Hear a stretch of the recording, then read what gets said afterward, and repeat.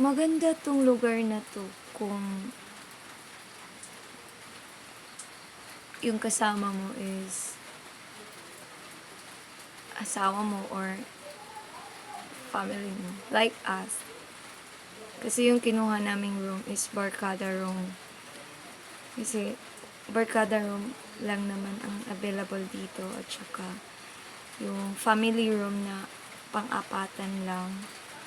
Dalawang couple, tapos may dalawang bata or something like that.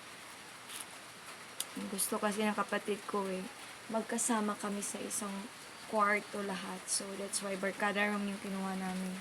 Medyo expensive siya compared po sa separated na family room. Enjoy. We have fun. It's birthday of my son. Overlooking. We'll see tomorrow. Let's enjoy the view.